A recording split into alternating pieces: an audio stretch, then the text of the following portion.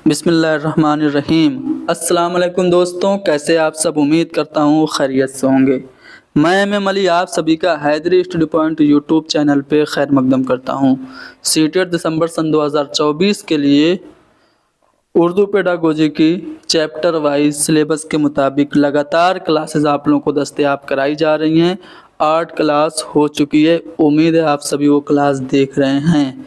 नहीं देख रहे हैं तो प्लेलिस्ट इसी क्लास के डिस्क्रिप्शन में मौजूद है, जाके ज़रूर देखिए। आज हम प्रैक्टिस करेंगे। जी हाँ दोस्तों, सीटेट जुलाई सन 2024 में जो उर्दू के सवालात पूछे गए थे उनको हम डिस्कस करेंगे। जी नहीं, सिर्फ उर्दू के सवालात नहीं, पेडागोजी के सवालात उर्दू, हिंदी और अंग्रेज़ी तीनों ज़बानों में हल करेंगे। जी हाँ, तीनों ज़बानों में हल करेंगे। और तीनों ज़बानों में हल करने का मकसद ये है कि आप समझ जाएं कि पेपर किस तरह से बनता है। पेपर तो बनता है अंग्रेज़ी में और उसका तर्जुमा उर्दू में और हिंदी में करके गूगल से मुझे लगता है तर्जुमा करके वैसे ही डाल दिया जाता है। तो चलिए पढ़ते हैं, सवालात हल करते हैं। आपको अंदाज़ा हो जाएगा कि गलतियां कहाँ हो रही हैं। पेपर इंग्लिश में बन के जब उर्दू में उसको छापा जाता है तो कैसी मिस्टेक्स होती हैं। ठीक है, सभी चीज़ें आप समझ सकें, इसीलिए मैं तीनों ज़बानों में पेपर को लेके आया हूं।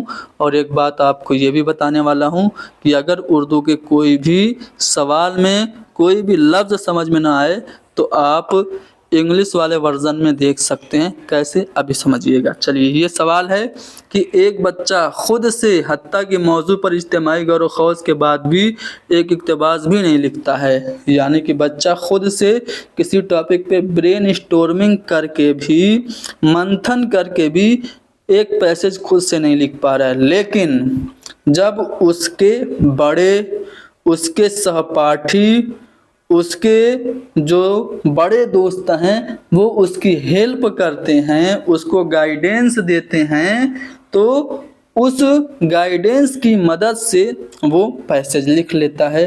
तो ये जो गाइडेंस उसको मिली है, ये जो रहनुमाई उसको मिली है, ये जो मार्गदर्शन मिला है, इसको हम क्या कहेंगे? ताउन कहेंगे, हम जोलियों के ज़रिए तदरीस कहेंगे, या फिर हम जोलियों के ज़रिए काउंसिल कहेंगे, या फिर टीम में तदरीस कहेंगे।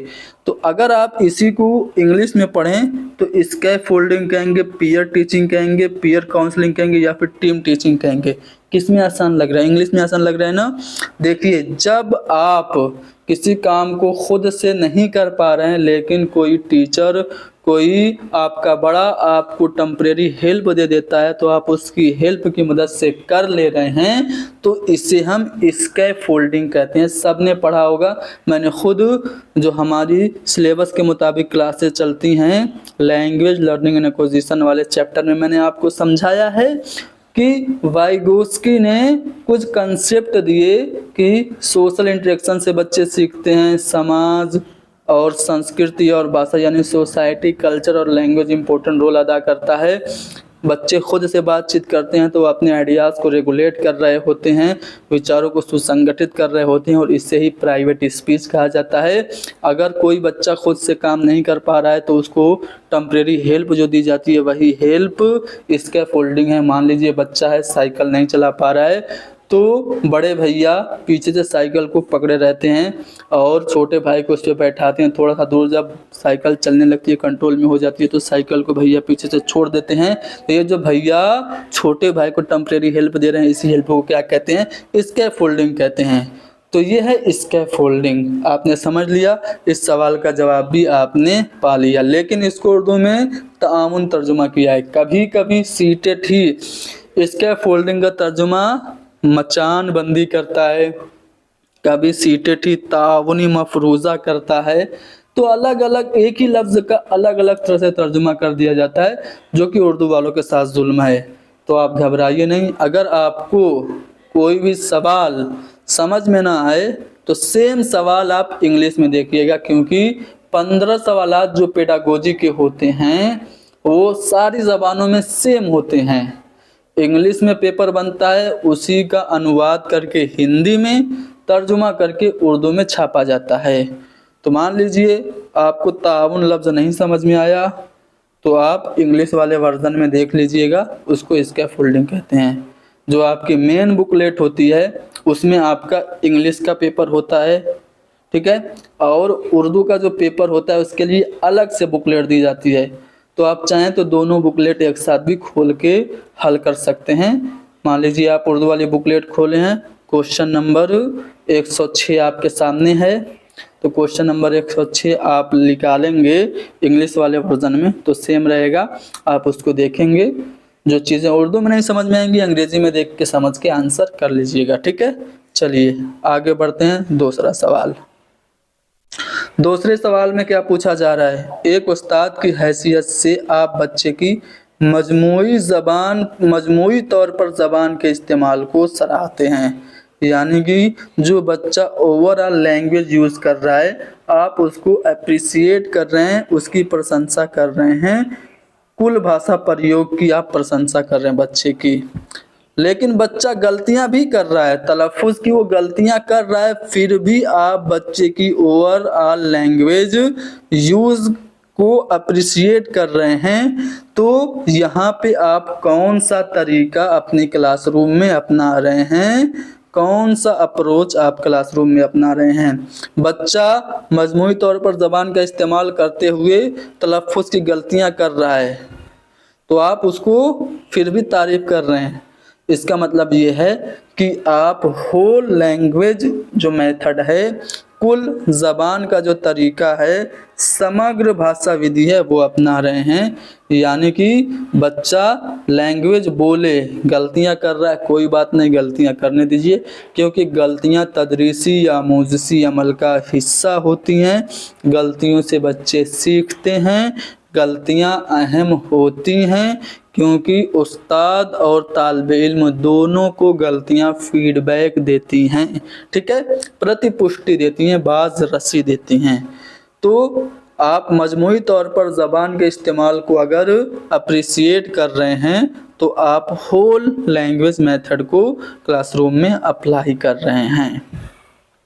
चलिए एक सवाल हिंदी में ये है ना, इसको अलग अलग स्लाइड पे हमने हिंदी और अंग्रेज़ी में दे दिया है। चलो उर्दू वाला देखते हैं पहले। ये ऐसा नहीं है कि इसमें कुछ मुश्किल अल्फाज आपको मिले, फिर भी मैं समझा दे रहा हूँ। आप हिंदी बोलने वाले एक टीचर हैं, आपकी पोस्टिंग पंजाब के एक प्राइमरी स्कूल में हो जाती है और आपको पंजाबी नहीं आती है, तो आप क्या करेंगे? आप हिंदी भाषी क्षेत्र में स्थानांतरण के लिए, ट्रांसफ़र के लिए आवेदन करेंगे, या फिर बच्चों की भाषा को एक संसाधन के रूप में, एक रिसोर्स के रूप में आप बच्चों की लैंग्वेज को यूज़ करके उन्हें पढ़ाएंगे, या फिर कम्युनिकेट इन इंग्लिश, यानी कि आप इंग्लिश में बच्चों को पढ़ाएंगे, बच्चों से आप इंग्लिश में बातचीत करेंगे, संप्रेषण करेंगे, या फिर समुदाय को हिंदी सीखने के लिए प्रेरित करेंगे, पूरे मोहल्ले को, पूरे कम्युनिटी को आप मोटिवेट करेंगे कि हिंदी सीखो। तो चूंकि आप पंजाब के इलाके में गए हैं, आपको पंजाबी नहीं आ रही है, तो आप क्या करेंगे? बच्चों की ही ज़बान को रिसोर्स के तौर पे आप यूज़ करेंगे, एक माखज़ के तौर पर आप इस्तेमाल करेंगे, यानी कि ऑप्शन 2 हमारा करेक्ट है। आगे बढ़ते हैं अगले सवाल पे। किसी मतन से मखसूस मालूमात के हसूल के लिए मतन को बगौर पढ़ने की महारत डैश की तफ़हीम मतन है, यानी dash comprehensive skill is, dash comprehension is the skill of reading piece of text closely, intensely for the purpose of extracting specific information from the text।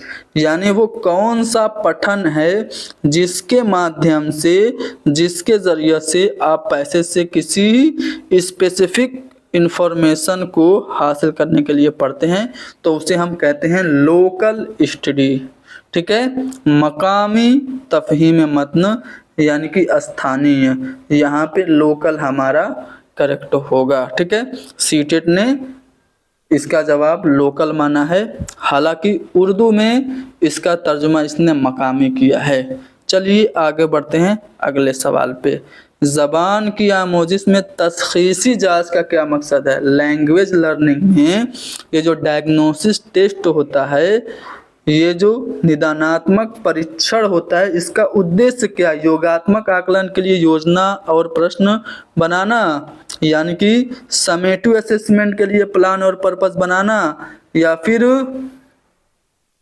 Inform the parents to the PTMs and ask them to pay attention, यानी जो वालिदैन हैं उनको PTM के लिए inform करना और उनसे ध्यान देने के लिए कहना, या फिर आमोजगारों के तफहीमी खला को यानी लर्निंग जो गैप्स हैं उनको जानना और उनके लिए रेमेडियल इनिशिएटिव करना, मुआवनती इकदाम करना, उनके लिए निदानात्मक उनको उपचारात्मक शिक्षण कराना। तो ज़बान की आमोजिश में तशख़ीसी जांच का मकसद यही है कि हम पहले बच्चों की कमियों को जानें और फिर कमियों को जान करके उसको उपचारात्मक शिक्षण दें, रेमेडियल टीचिंग दें। मान लीजिए आपने बच्चों का टेस्ट लिया, बच्चों ने बहुत कम नंबर टेस्ट में हासिल किया, तो आप बच्चे को कम नंबर क्यों मिला ये चेक करने के लिए दोबारा आप उसका टेस्ट ले रहे हैं, तो ये टेस्ट आपका क्या कहलाएगा? डायग्नोस्टिक टेस्ट कहलाएगा। डायग्नोस्टिक टेस्ट निदानात्मक परीक्षण तशख़ीसी जांच कहलाएगा। तो तशख़ीसी जांच का मकसद है बच्चों की कमियों को जानना और उनको रेमेडियल टीचिंग देना। आई बात समझ में? चलिए, दरसी किताब के बारे में दर्ज में से कौन सा बयान दुरुस्त है? टेक्स्ट बुक के बारे में, पाठ्य पुस्तक के बारे में कौन सा बयान दुरुस्त है? दरसी किताब उस्ताद और तालिब इल्म दोनों के लिए आखिरी चीज़ है। दरसी किताब ही लास्ट एक मेथड है? जी नहीं, यह दरसियात में बयान करदा मकासद के हुसूल में माविन होती है। जो पर्पज़ होते हैं करिकुलम के उसको अचीव करने में टेक्स्ट बुक हमारे लिए मददगार होती है। यह सेशन के तालीमी सरगर्मियों की मनसूबाबंदी है या फिर यह दरसी किताब की जगह कोई नहीं ले सकता।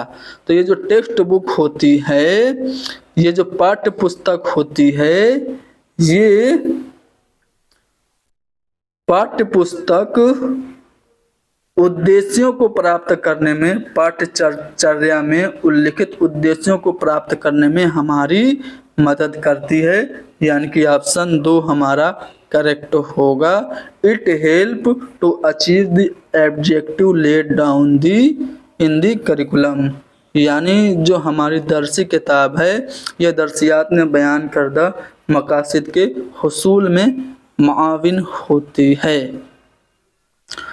दर्ज झेल में से क्लासरूम की कौन सी मश्क तलबा की बोली जाने वाली ज़बान की तरक्की में उस्ताद की मदद करती है? यानी कि स्पीकिंग स्किल बढ़ाने में हमारे लिए इनमें कौन सी जो एक्टिविटी है वो मददगार होगी? स्पीकिंग स्किल हमारा अच्छा कैसे होगा? उस्ताद के साथ मतन को रहनुमाई तौर पर पढ़ें, यानी टीचर के साथ हम क्या करें? कोरस रीडिंग करें, या फिर हम ज़बानी याद करने के बाद नज़्म की इज्तिमाई क़िराअत करें, या फिर रोल प्ले में शिरकत करें। तो हमें अगर स्पीकिंग स्किल को बढ़ाना है, हमें बच्चों की ओरल लैंग्वेज डेवलपमेंट को बढ़ाना है, या फिर हमें बच्चों का क्या करना है? मौखिक भाषाई विकास करना है, तो हमें क्या करना चाहिए? रोल प्ले में हिस्सा लेने के लिए उनको मौका देना चाहिए। जब बच्चे रोल प्ले में हिस्सा लेंगे तो सुन के डायलॉग को बोलेंगे, तो उनकी जो स्पीकिंग स्किल है वो डेवलप होगी। आई बात समझ? जब हम कहते हैं कि ज़बान मनमानी होती है तो हमारा मकसद क्या होता है? यानी कि लैंग्वेज इज़ आर्बिट्री। जब हम ये कहते हैं तो इसका मतलब क्या है? भाषा यादृच्छिक है। अगर हम ये कहते हैं तो इसका मतलब क्या है?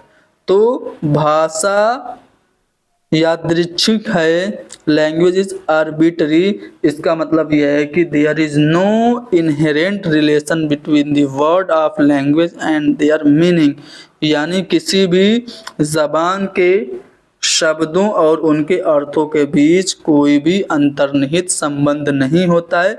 इसीलिए हम कह रहे हैं कि लैंग्वेज आर्बिट्री है, मनमानी है, क्योंकि किसी ज़बान के अल्फाज और उसके मानी के दरमियान कोई भी मौरूसी रिश्ता नहीं होता है, इनहेरेंट रिलेशन नहीं होता है किसी भी ज़बान और उसके किसी भी ज़बान के लफ्ज़ और उसके मानी के दरमियान।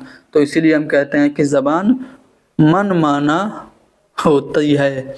ठीक है, तो ये आर्बिट्री का इसने तर्जुमा मनमाना किया है। चलिए आगे बढ़ते हैं अगले सवाल। कवायद की तदरीस का इस्तिखराजी तरीका वकालत करता है कि हमें पहले क्या करना चाहिए।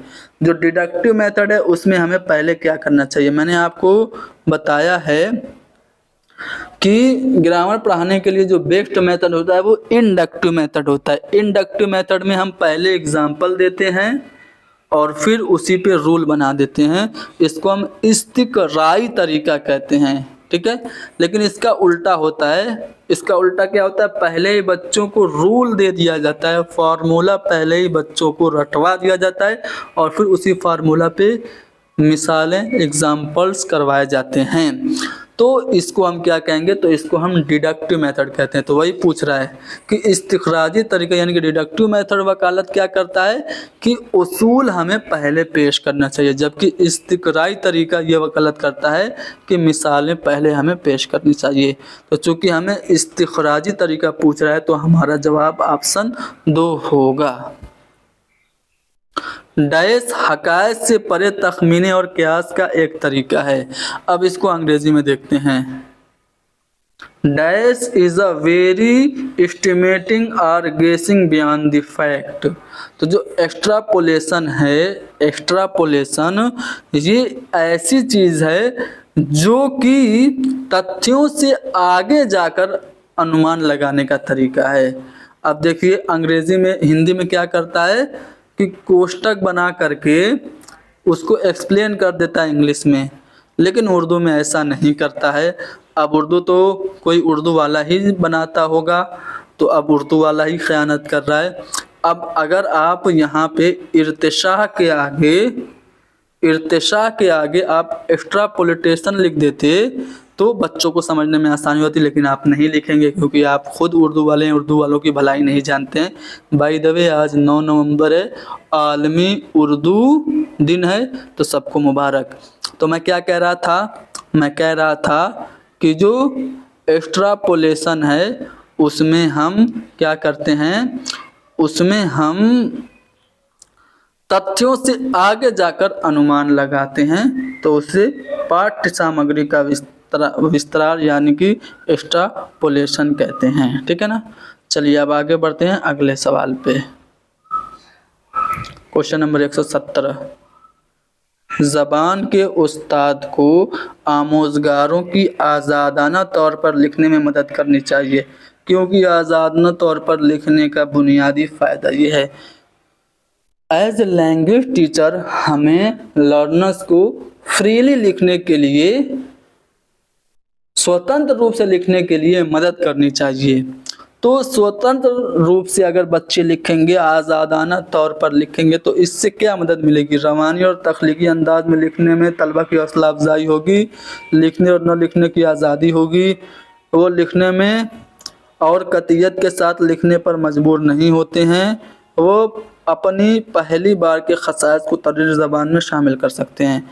तो अगर हम बच्चे को फ्रीली लिखने के लिए, स्वतंत्र रूप से लिखने के लिए अगर हम बच्चे को देंगे तो इससे क्या होगा, इससे बच्चे को फ्लुएंटली और लिखने में और क्रिएटिविटी आएगी लिखने में। यानी कि if a teacher promote learner for free writing it will encourage learners to write fluently and creatively। यानी बच्चों को आज़ादाना तौर पर लिखने के लिए जब हम मदद करते हैं तो रवानी और तख्लीकी अंदाज में बच्चे लिखना शुरू कर देते हैं। पहला वाला ऑप्शन सही है। चलिए, 5वीं जमात के उस्ताद की हैसियत से आपने तलबा से मतन को बगौर पढ़ने के लिए कहा। बच्चा किसी भी पैसेज को गौर से पढ़ रहा है, ठीक है। फिर सियाक के हवाले से सवालात के जवाब पूछे, यानी अकॉर्डिंग टू द कंटेक्स्ट आपने क्वेश्चन पूछा, पैसेज बच्चे ने पढ़ा उसी पैसेज से आपने सवाल पूछा। तो इस तरह से आप बच्चे के लिए क्या कर रहे हैं, बच्चे को वो जो पढ़ने के लिए आप दिए हैं ये कैसा पढ़ना है, तौसीई मुतालिया, गैर मुतालिया, सरसरी मुतालिया या फिर बगौर मुतालिया है। आपने तलबा को एक पैसेज गौर से पढ़ने के लिए दिया और फिर उसी पैसेज से आप सवालात पूछ रहे हैं। तो ये जो बच्चा गौर से पैसेज पढ़ रहा है तो इसको हम क्या कहेंगे, इसको हम इंटेंसिव रीडिंग कहेंगे। ठीक है, इंटेंसिव रीडिंग। ठीक है, चलिए आगे बढ़ते हैं अगले सवाल पे। ज़बान का इक्तिसाब उस वक्त होता है, लैंग्वेज एक्विजिशन कब होता है, language acquisition occurs only when the, जब हम बच्चों को ज़बान से रूबरू होने का मौका देंगे, ज़बान के साथ जब वो अपने आप को अभिव्यक्त करेगा, जब वो एक्सप्लोर करेगा, तब बच्चे में लैंग्वेज एक्विजिशन होगा, भाषा अर्जन होगा। तो यहाँ पे जो क्वेश्चन नंबर 19 है, ज़बान का इक्तिसाब उस वक्त होता है जब बच्चे को ज़बान से रूबरू होने का मौका मिले। ये क्लासरूम में मादरी ज़बान को अलग करना डैश तरीके की खसूसियत है, यानी कि जब आप क्लासरूम में पढ़ा रहे हैं तो आप मादरी ज़बान का इस्तेमाल नहीं कर रहे हैं। अब मादरी ज़बान को अलग करना, इसका मतलब यहाँ पे ये है कि आप मादरी ज़बान का इस्तेमाल नहीं कर रहे हैं क्लासरूम में। Excluding mother tongue in the classroom is the characteristics feature of the which method.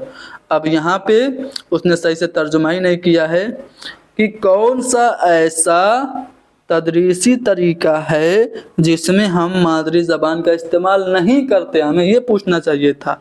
तो जो हमारा डायरेक्ट मेथड है उसमें हम मादरी ज़बान का इस्तेमाल नहीं करते हैं, डायरेक्ट हम सेकेंड लैंग्वेज में बच्चे को तालीम देते हैं। तो क्लासरूम में मादरी ज़बान को अलग करना रास्त तरीके की खसूसियत है।